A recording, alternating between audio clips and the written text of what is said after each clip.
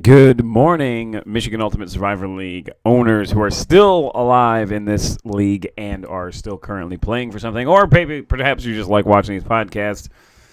I'm, of course, James Seagraves, coming to you way later than normal in one regard, but way earlier than normal in another. It's currently about 8 o'clock in the morning, and it's Saturday, so that's weird. I've got a massive reflection on my giant dome because this light is weird in here today. Anyway, someone sent me a message saying if we're going to do a Commissioner's Corner podcast. I plan on doing them every week still, but this week has been incredibly busy. We have a lot of stuff going on, and this is the only time I have to do it. And I have about 15 minutes to wrap this up because then I have to go somewhere else. It's a busy, busy life I lead. Anyway, so real quick, going to run down the games from last week and look at the games for this week and also talk about how bad the structure of the tournament bracket is by default on Michigan Ultimate Survivor League. So here we go. So the teams that played last week, first of all, Red Wings, number 16 seed, lost. Uncle Mike's bid for glory is over. Thank you to Jerry Springer election, Trump v. Clinton 2016.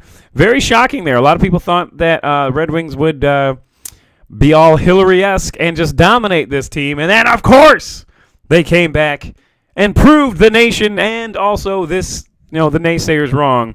As Jerry Springer election, Trump v. Clinton 2016 has indeed moved on to the next round. They won by a score of 62 to 45.62. And then they got the number 9 seed Tallywhackers knocking off Staff-Infected Johnson by 5 points.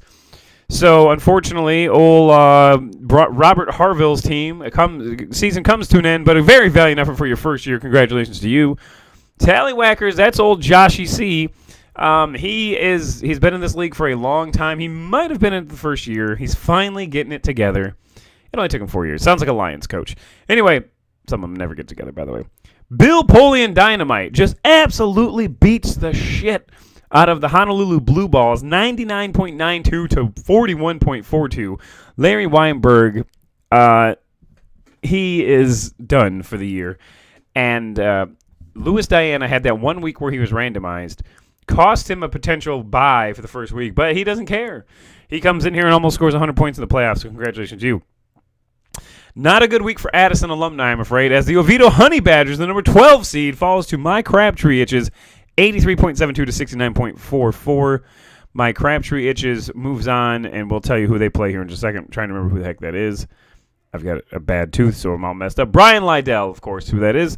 Sorry if I look like I had a stroke. And then the Black Hole comes back. Had some off-field issues this year, but he came back and made it to the playoffs. So congratulations to you. But unfortunately, you lost to the Kazoo Crazies, 98.42 to 80.75. Started a bunch of people in the second round of games, which I thought was pretty interesting, but it is what it is. Did it cost you a game? Maybe. Maybe not. Who knows? Runs like a girly. This is a year of redemption for a couple of Joshes here. This is Josh Griner's team. Magic Mike Plate got in on the frickin' random card, and it didn't do him any good, unfortunately. Lost 89.5 to 60.58. And then, old Papa's Players, keeping the Garrity dream alive, even though he's not really Garrity technically. Barely defeating the Broski. So all Miller family officially out of the playoffs now. He's not a Miller, but he's related to him, so we call him the Miller family. Old Papa's Players, 78.12. The Broski, 75.83. So long, one of the Harris kids. I'm not sure which one it is. Josh, I think. Could be Nick.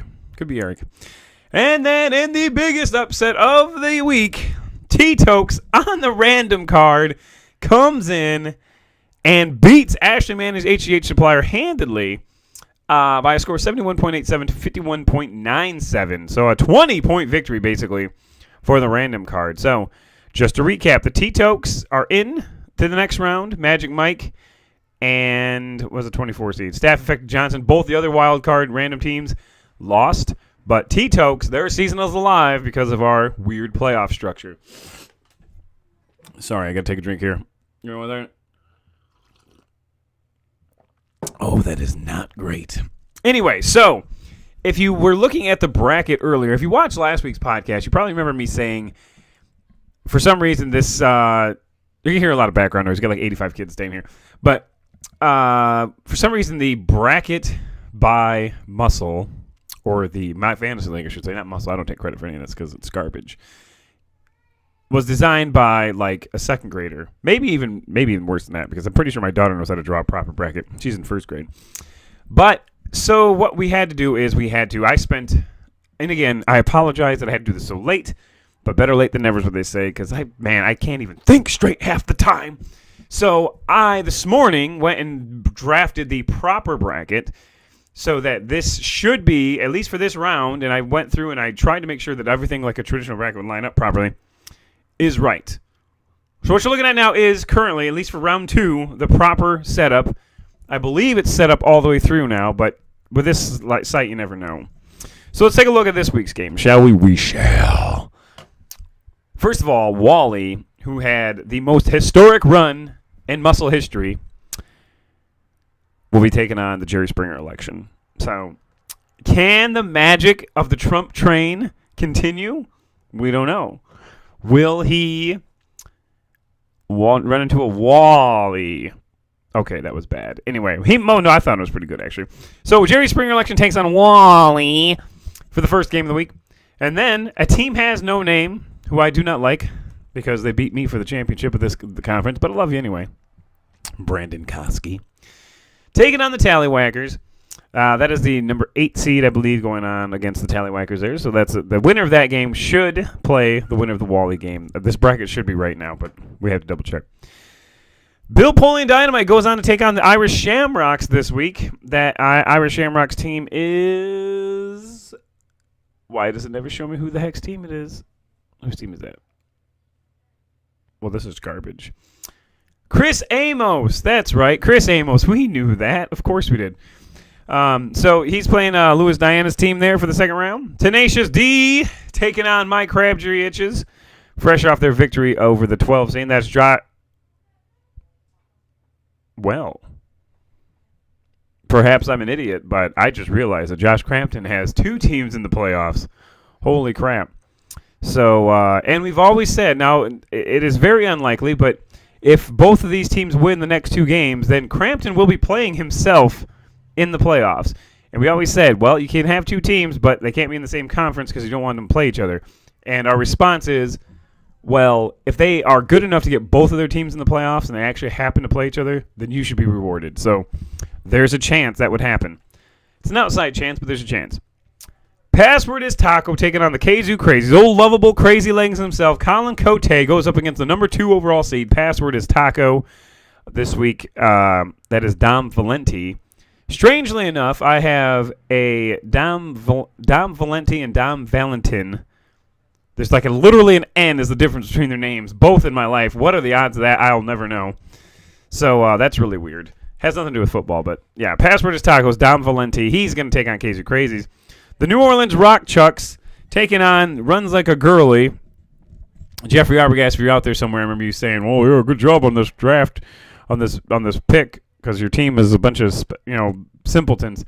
That's because he didn't need to win, bro. He had the week off. He earned that week off, and now New Orleans Rock Chucks coming on against Runs Like a Girly. This is a game to watch right here, because if you remember correctly, let's go down here. Oh yes. Right here, these guys are old division rivals, and they played 2 weeks ago for the division championship, and New Orleans Rock Chucks won. So, yes, Runs Like a Girly. They had more points. They had the same record, but unfortunately they lost to New Orleans Rock Chucks. So Runs Like a Girly has a lot to prove, to say the least. And then Gregory Clegane looking to pull a mountain and dash the hopes of the entire Garrity clan here as the old Papa's Playas takes on Gregory Clegane, the Mountain. He's a bad man. Just saying. He is a bad man. He may or may not be dead in the Game of Thrones world. We don't know. Spoiler alert. We don't know, actually. So can he... I mean, he brought an end to the House Martell. Can he bring an end to House, whatever Melissa's dad's last name is? We don't know. What does it say? Does it have it on here? Whatever. Melissa Garrity, it says. And then finally, Batman himself, the old Nantab Knights, taking on the T-Tokes in the Cinderella game here. T-Tokes got the number 22 seed via wildcard, as we mentioned earlier, taking on Nantab Knights, who was the, I don't know what seed he was. He was, I think, maybe 7th, 3rd, something. He's between the 3rd and 7th seed. No, 4th and 7th seed. So there you have it. Get your lineups in, everyone, especially the T-Tokes, if you didn't realize you won, which you probably did because most of these owners seem to be on top of things. And thank you once again. Sorry about the late posting of this, but, I got 18 different things going on. I had to cancel some of them even, so. MUSL is a baby to me, though. I will always make sure it gets done. So, all right. Now I got to go do something else. I got to go do the Square Deals on Wheels thing. So it never stops. It never stops, ever. Have a good day. And we will see you hopefully next Tuesday, but can't make any promises. I'm out.